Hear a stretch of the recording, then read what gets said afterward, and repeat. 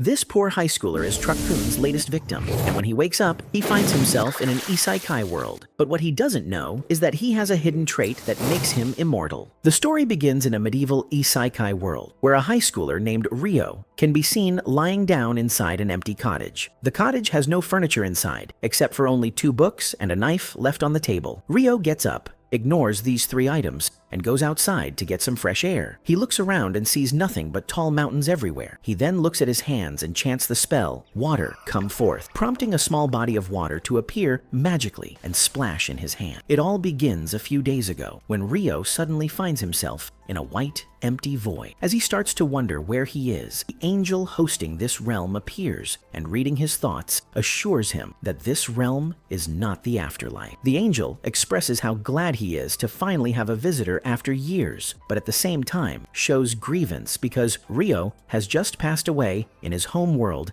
after getting hit by Truck Kun. Ryo is already aware of that, and he also figures that he's about to be reincarnated. So he asks the angel, naming him Angel Michael in his head, what he should do in his next life. Michael advises him to live however he wants to. Ryo has always wanted to live a slow and boring life, and after getting Michael's approval, he gets ready to be reincarnated into the world full of magic known as Phi. Before letting him go, Michael tells Ryo more about the world of Phi. According to Michael, only 20% of the world's population knows how to use magic, and in Ryo's case, he can also use magic and is most compatible with the water element. Since he requested a slow, boring life, Michael transports him to the forest of Rondo to live alone in a small cottage. Michael has already arranged 2 months' worth of food in a small ice house. Inside the cottage, he has also left 2 books that can help Ryo learn both about the world and how to use magic. And only after reading the book does Ryo learn how to summon a small body of water out of nowhere. For now, he doesn't need to worry about being harmed by the forest's monsters, because Michael has created a barrier around the house. Ryo once again practices using water magic and is able to create a water ball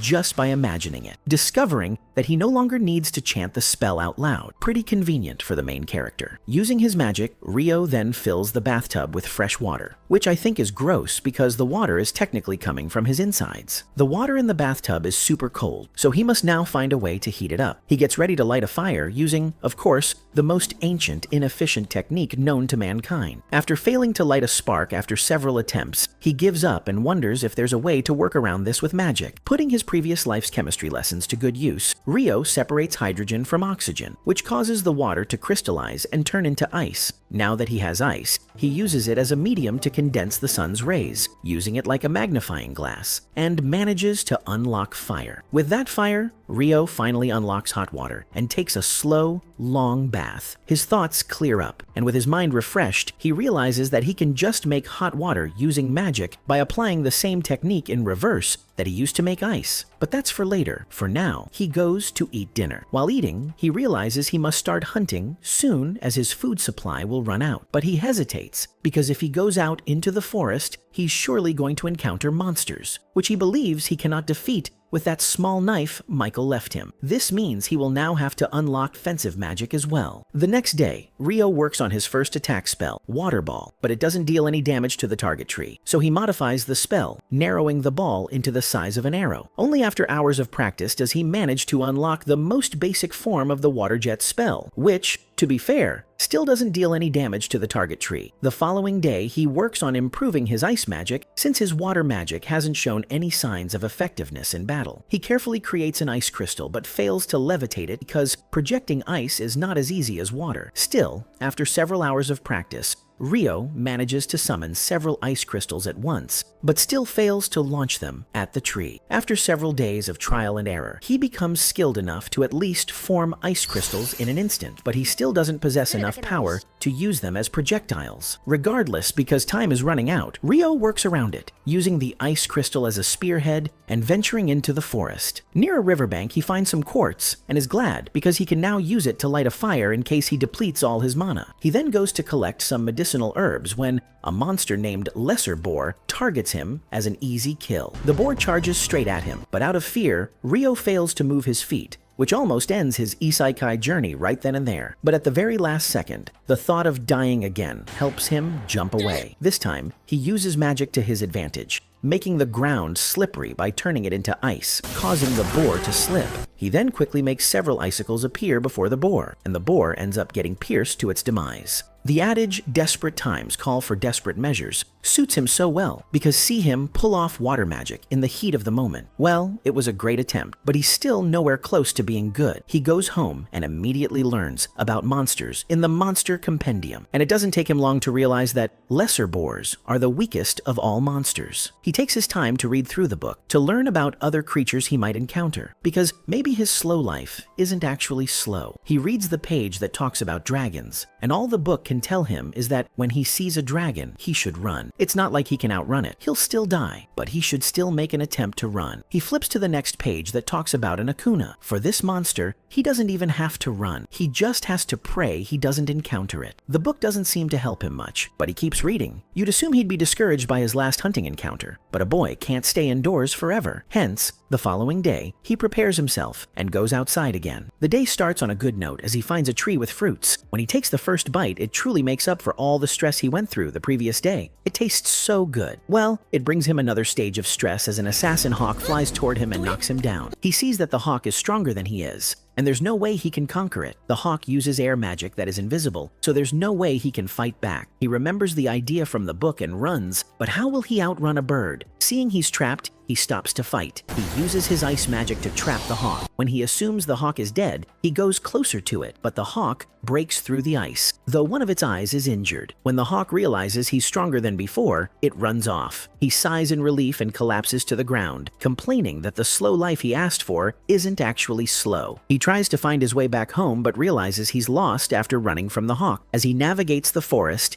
he sees something that scares him, a Dullahan. It has no head, and smoke pours from its neck. The Dullahan is tending to its horse. One way or another, he finds his way back home. As time goes on, he trains to get better. From fighting several monsters to fishing, he upgrades his ice magic so much that his ice can now cut through a mountain. He keeps trying to get stronger, and at this point, he's getting a hang of his new life. However, every night he returns to the place where he found the Dullahan to fight it. Not because he wants to win, but maybe because it makes him stronger. He doesn't know much about Dullahans, because there's nothing about them in the Monster Compendium he's reading. So it's either the Dullahan isn't a monster, or it's not in the beginner's book. After another failed fight, he admits that the only reason he keeps coming back is because he feels the Dullahan wants to make him stronger. He watches as the Dullahan makes an ice sword. The Dullahan holds the sword toward him, and he takes the hint that it wants him to have it. After he accepts the sword, the creature leaves peacefully. The next few days, or maybe weeks, are calm for Rio. Well, until he encounters the revengeful hawk again. On that fateful day, he's training as usual when he sees the hawk in front of him. He notices it's missing an eye, so he immediately knows it's the same one he fought before. However, the hawk wasn't black before, but now it is. It also looks bigger, which means it has evolved. The hawk comes at him with so much strength that Rio evokes his 5-layer ice wall, but the hawk breaks through it without stress. He invokes the 10-layer wall, and the hawk breaks that too. When he uses his ice lancer, the hawk flies right through it to attack him. The stick he uses for support falls,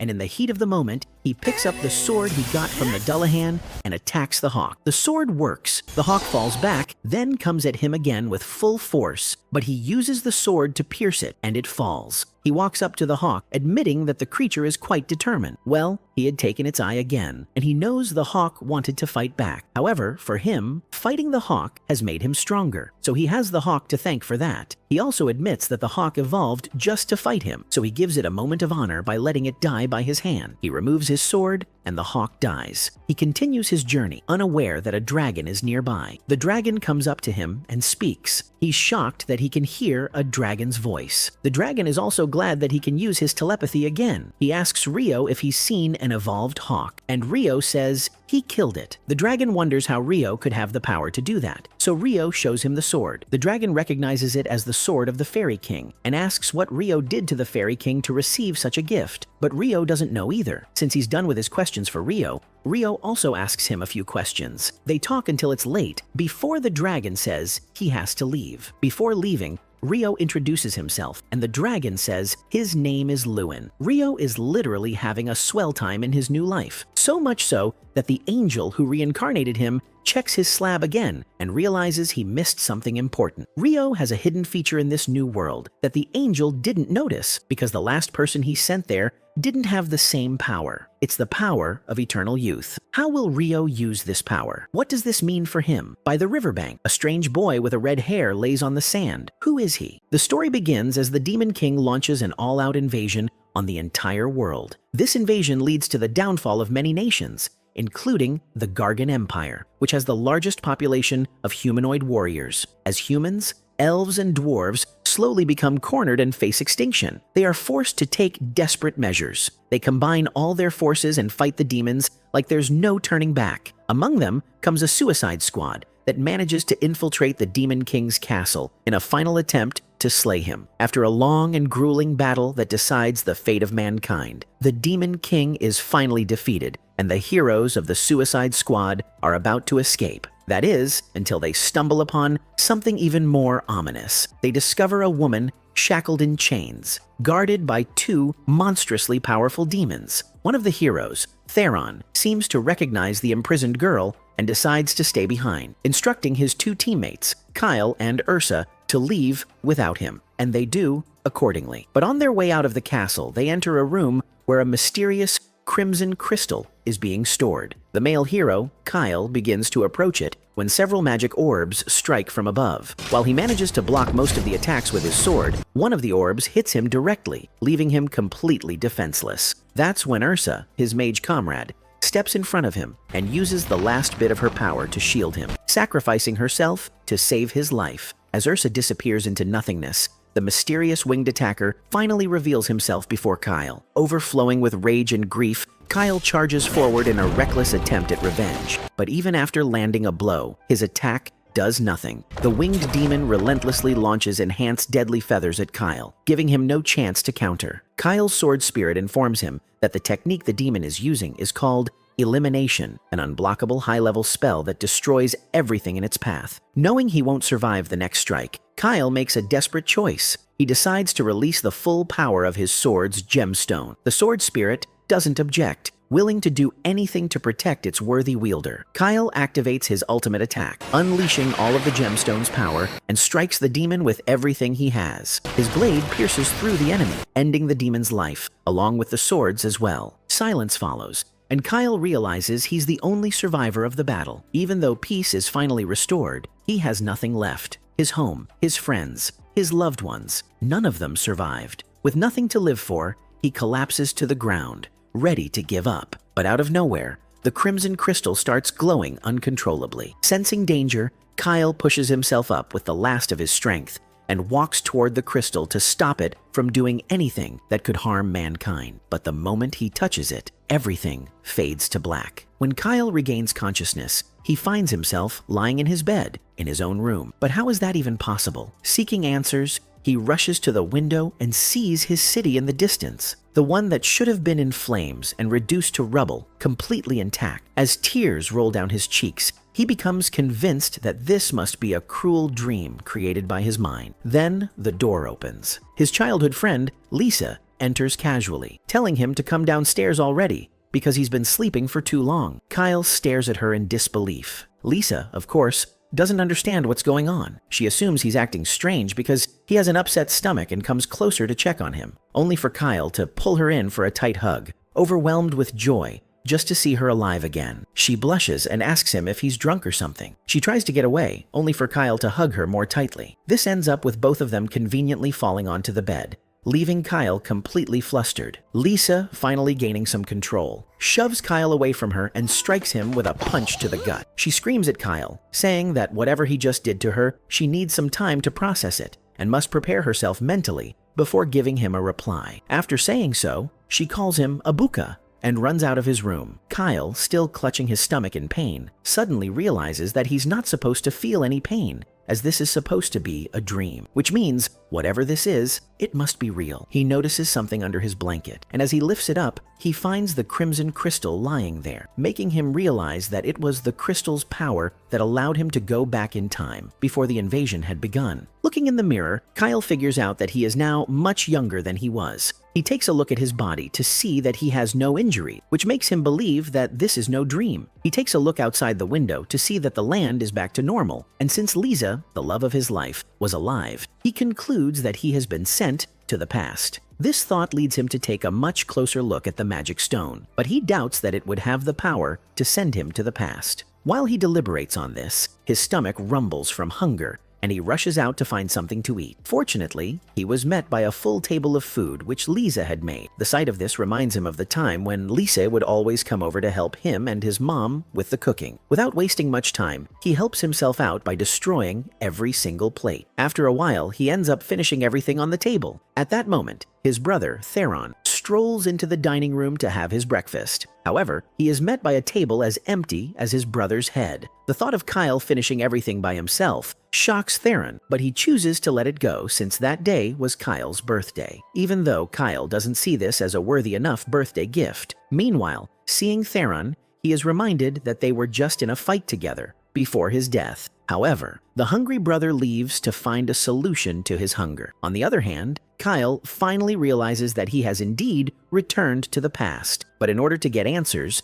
he goes to ask his mother some questions. As she always did in his previous life, Kyle's mother spends her time at their underground library. She had been reading all night and had lost track of time. Ignoring that fact, he proceeds to ask her the question. Since she was an archmage, he believed she would be able to provide an answer to it. Just then, he seeks to know if a time-traveling spell exists, and she reveals that it does exist. However, before he gets excited, she goes on to tell him about how rare a spell like that is. Furthermore, she informs him that such a spell cannot be used since it requires an immense amount of magic power, one that even the most powerful mages do not possess. In that moment, he seeks to know if a magic item can actually be a catalyst to store an immense amount of magic power, and she confirms that it is possible. However, such power would require a being that has lived for centuries. Also, there exists the possibility of generating such power from having hundreds of lives lost. In this case, the deaths caused by the demons had led to an immense transfer of magic power to the magic stone that had caused Kyle to return to the past. What would you do with this stone if you could get your hands on it? While you think about this, Kyle's mother brings a book with a picture of the only magic item capable of storing such power. Just as expected, the magic stone in his hands was just the right item. It happened to be the legendary divine dragon's heart, which had been missing for over 1,000 years. This completely answers Kyle's questions, and he is pleased that he got to have this conversation with his mom after a long time since her death in his past life. Although she is thrilled with how matured he has become, not knowing that she is speaking to a son who is about a decade older. When the two are done with their questions and answer session, she stands up to go and eat. But when he informs her about the absence of any meal, she is left with no choice but to offer it to him as a birthday gift, just as Theron had done earlier. Now, I'm left to believe they are just broke. Later on, Kyle goes to a quiet place where he looks at the stone one more time. He imagines what his old self would have wanted him to correct. Just then, Diesel arrives, and he immediately apologizes to her about the morning incident. He claims that he had a weird dream that led him to hold on to her behind, stating that she was isekai'd in his dream. Hearing this makes her believe that he truly cares about her, and she forgives him. After that, he wishes him a happy birthday. Looking into her beautiful eyes, he is reminded of the incident that led to her death. Apparently, their town was the closest town to the demon territory, and when the demons proceeded to attack humans, they were the first to be taken down. The touching moment she took her last breath shows itself, and he had vowed to avenge her death. While thinking about this, he gets lost in his thoughts, and she calls him back to reality. The two sit together, facing the sun, but Kyle remembers that they would experience the havoc of the demon attack in 3 years. He takes it upon himself to find a way to stop this from happening, or risk losing everyone he loves, like he did before. He is determined to change his fate and the fate of the humans. But wait, did he really have to stand up and say it like a wannabe top G? Later that night, Kyle spends his time documenting all the future events he can remember. He considers telling people about the pending demon attack, but is convinced that nobody would believe him. Since that's not an option, he is hell-bent on killing the Demon King himself, even though he is nothing but a pathetic weakling now compared to his old self. Regardless, he picks up his sword to test himself and see if he stands a chance.